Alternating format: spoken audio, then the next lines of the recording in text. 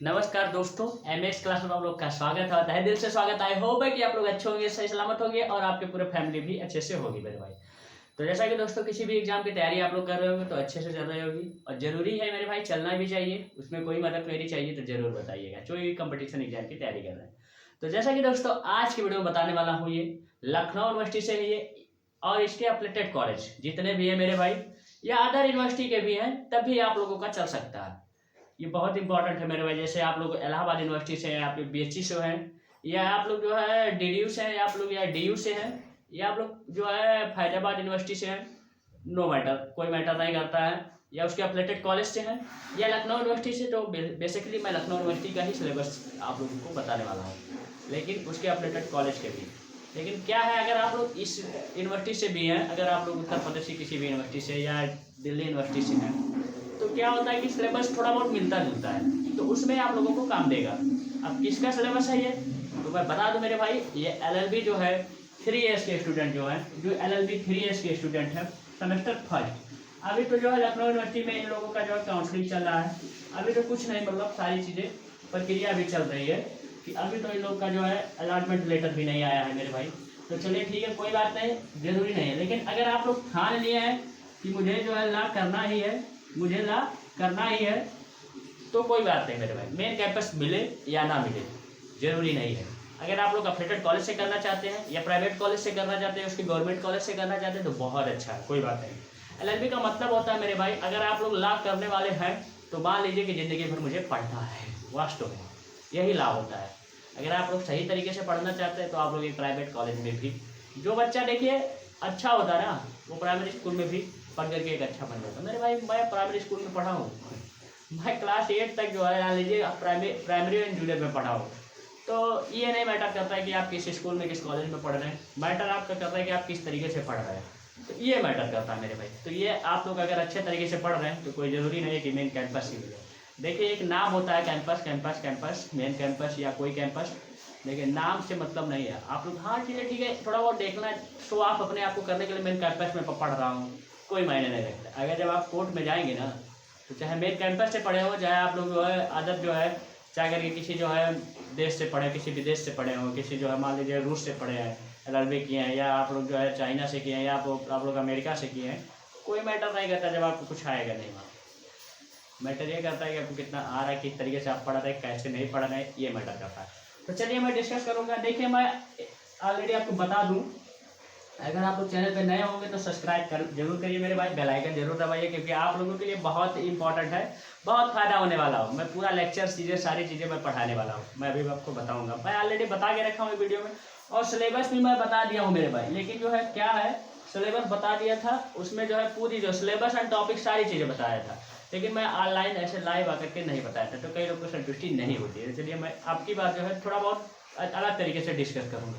अगर वो वीडियो नहीं देखे, अगर टॉपिक वाइज देखना जा करके उसको देखिएगा मेरे भाई, वो बहुत इंपॉर्टेंट है। मैं इसमें बेसिकली ये बताने वाला हूँ कौन सा सब्जेक्ट आपको पढ़ना है एलएलबी 3 ईयर फर्स्ट सेमेस्टर में, पहले से जानना जरूरी है। और किस तरीके से पढ़ना है, क्या है ये सिलेबस, क्या नहीं है, कैसा लगता है सिलेबस पढ़ने में, कैसा नहीं लगता है, किसमें इंटरेस्ट जागता है, किसमें नहीं जागता है, मैं ये चीज़ें बताऊँगा। तो चलिए अब स्टार्ट करते हैं। सब्सक्राइब करना बिल्कुल मत भूलें मेरे भाई, आप लोग के लिए बेनिफिट होगा। बाकी और बता दूं कि अगर आप लोग इंग्लिश स्पीकिंग सीखना चाहते हैं तो इंग्लिश फैंटॉस करके जो है मेरा चैनल है, उसको भी जा करके सब्सक्राइब करें। अगर आप लोग जो है मोटिवेशनल गाइडेंस की ज़रूरत है, आप लोगों को पूरी तरह हेल्प और सेमिनार सारी चीज़ें चलेंगी, तो आप लोगों को जो है मोटिवेशन एंड गाइडेंस या मैथ मोटिवेशन एंड गाइडेंस 07 करके आप लोगों को चैनल अभी मैंने कल ही ओपन किया है, जो कि आप लोग को इसी पे देता था, लेकिन इस पर सारी संभावना चीज़ें नहीं हो पाती है, तो उसी पे ज़रूरी है और इसीलिए मैं वहाँ दे रहा हूँ। और एक मेरे भाई, अगर आप लोग जो है गाना, डांस, शायरी, ये सब मनोरंजन की दुनिया में जाना चाहते हैं तो सूरज सर की लाडली डालिएगा, यूट्यूब पे मिल जाएगा आपको, वो मेरा चैनल है।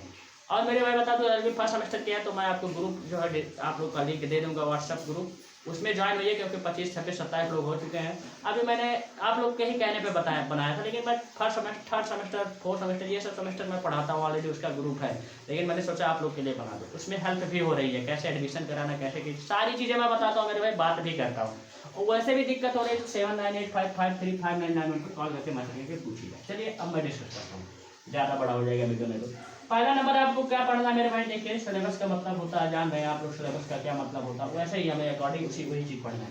फर्स्ट नंबर आप लोग का है ज्यूरिस्प्रूडेंस। क्या कहते हैं हम लोग? Jurisprudence, jurisprudence. अब ये क्या है ज्यूरिस्प्रूडेंस का मतलब क्या है? तो ज्यूरिस्प्रूडेंस का जो है हिंदी होता है, हिंदी में से कहते हैं अपकृत विधि, अपकृत विधि।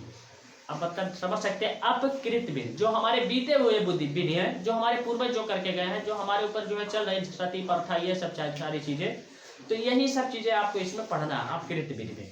कैसे क्या होता है, किस तरीके से होता है, कैसे नहीं होता। देखिए थोड़ा बोरिंग सब्जेक्ट है, बहुत हार्ड सब्जेक्ट है, लेकिन बहुत अच्छा सब्जेक्ट है, जान लीजिए। ये लोग ज़्यादा जो है प्रेफर ज़्यादा नहीं पढ़ते, जो जुडिशरी लेवल की तैयारी करते हैं, जो आप लोग आगे चल करके पीसीएसडी हुआ या फिर इन लोग की तैयारी करेंगे आप लोग, या आप लोग जो है कहीं प्रोफेसर पीएचडी करना चाहते हैं, एलएलएम करना चाहते हैं, तो ये बहुत इंपॉर्टेंट है।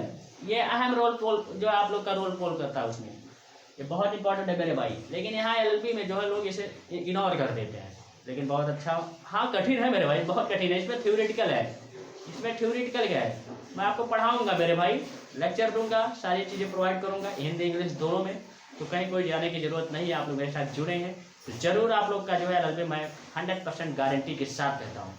अगर आप लोग प्राइवेट कॉलेज में अगर क्लास भी नहीं जा रहे ना, 10 से 15 मेरा लेक्चर अगर आप लोग यूट्यूब पे देख रहे हैं घर बैठ कर, तो मैं गारंटी के साथ कहता हूँ आप लोग का एलएलबी 100% में निकाल के दिखाऊंगा। लेकिन मेरे बताए हुए रास्ते पे चलेंगे तो पूरी गारंटी लेता हूँ मेरे भाई, इतना जान लीजिए।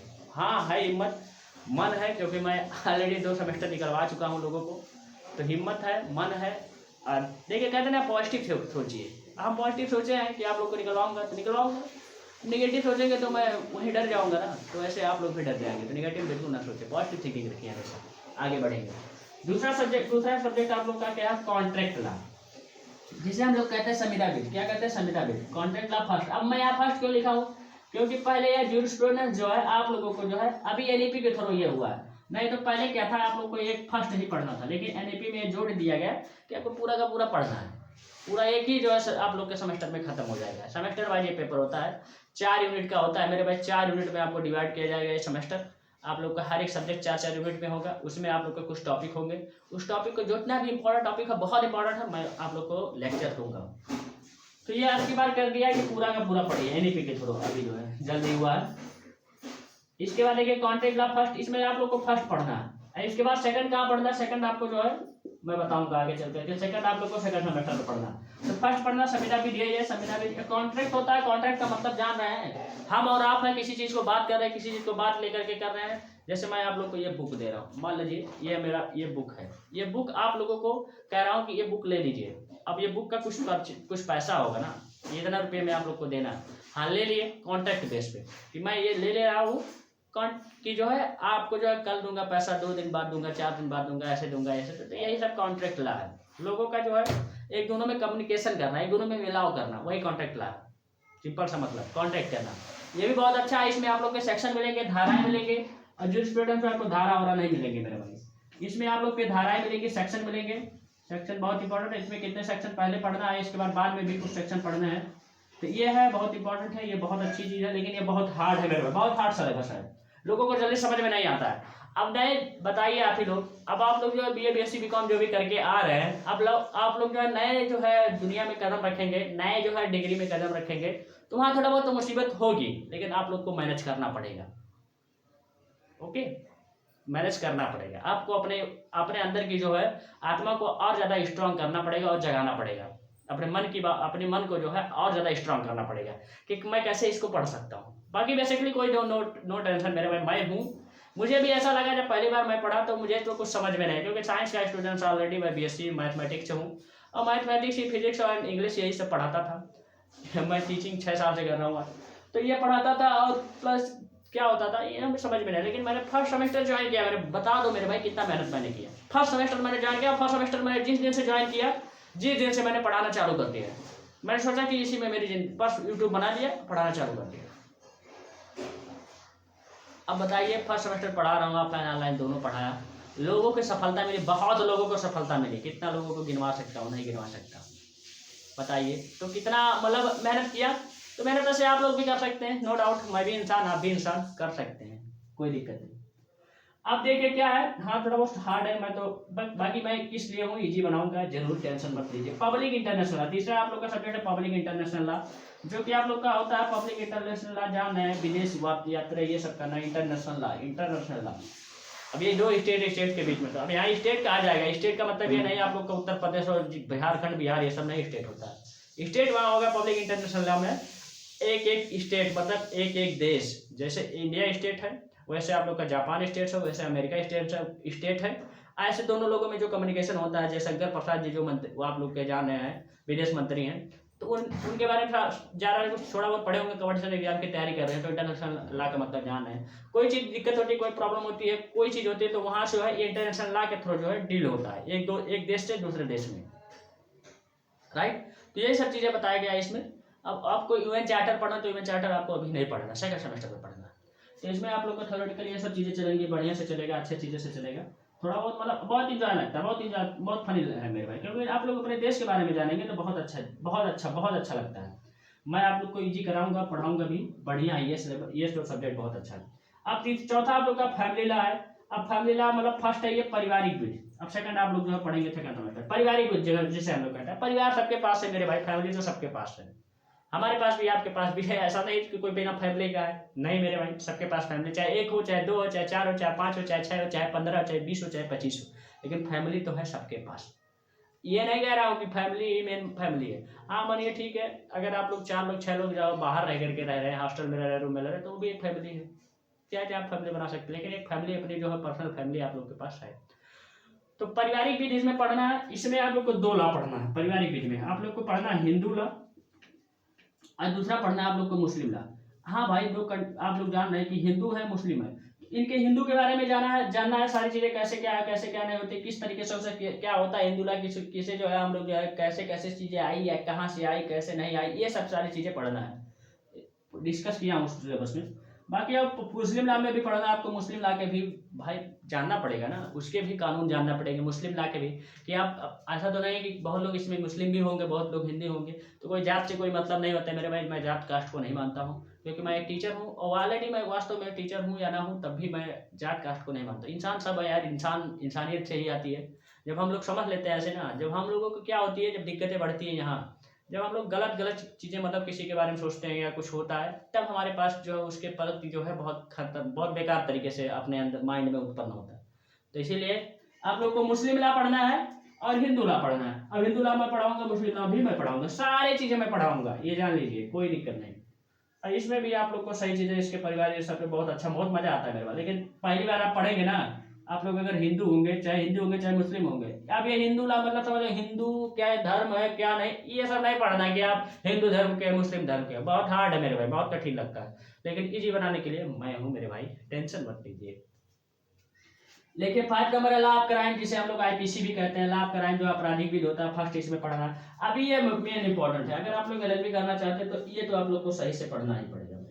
यही आप लोग को जैसे हम आईपीसी सेक्शन कहते हैं 376 322 312 313 121 128 129, अब इसमें आप लोग को फर्स्ट सेमेस्टर पढ़ना है जो मेरे भाई, जो आप लोगों को सेक्शन 1 से लेकर के आप लोगों को पढ़ना है 298 तक, अब 299 से आप लोगों का सेकंड सेमेस्टर में पढ़ना है आईपीसी। इतना सेक्शन आप लोग को जो है इतने में भी आप लोग को इंपॉर्टेंट सेक्शन सिर्फ पढ़ना है, ऐसा नहीं पूरा सेक्शन पढ़ना है, मैं आपको बता के रखा हूँ ऑलरेडी, सारी चीज़ें बताऊंगा भी, टेंशन मत लीजिए।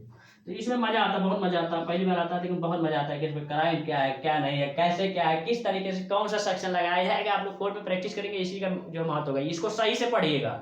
आईपीसी अभी तक जो है 511 धाराएं हैं, किसी को याद नहीं, कोई जज हो, कोई वकील हो, कोई एडवोकेट, किसी को नहीं याद होता, लेकिन हाँ इंपॉर्टेंट चीज़ें याद होना चाहिए। अगर आप लोग एक एडवोकेसी में आप लोग जाना चाहते हैं या किसी भी चीज़ में किसी भी क्षेत्र में जाते हैं, आईपीसी बहुत जरूरी है, इंडियन पेनल कोड जिसे हम लोग कहते हैं। बेयर एक्ट मिलेगा, बेयर एक्ट इसका लीजिएगा, इसका भी बेयर एक्ट होता है, इसका भी बेयर एक्ट होता है, लेकिन इसका बेयर एक्ट नहीं होता जूरिस्प्रूडेंस का, इसका पब्लिक इंटरनेशनल लॉ का भी बेयर एक्ट नहीं होता, ये आप लोग का में चार्टर मिलता है सेकंड सेमेस्टर में। 6 आप लोग का कॉन्स्टिट्यूशन लॉ, लास्ट है आप लोग का, जिसे हम लोग संविधानिक विधि कहते हैं, फर्स्ट है ये, फर्स्ट पढ़ लिया, सेकंड आप लोग को उसमें पढ़ लिया। अब ये बहुत इंपॉर्टेंट है मेरे भाई, अब ये कॉन्स्टिट्यूशन लॉ आप लोग को पहले जो है आप लोग का जो इसमें आर्टिकल होते हैं, तो आर्टिकल फर्स्ट से नहीं पढ़ना, 395 आर्टिकल फर्स्ट से इसमें नहीं पढ़ना, इसमें लास्ट वाला पढ़ना है इसमें फर्स्ट सेमेस्टर में, और सेकंड सेमेस्टर में आपको आर्टिकल फर्स्ट से लेकर के 51 तक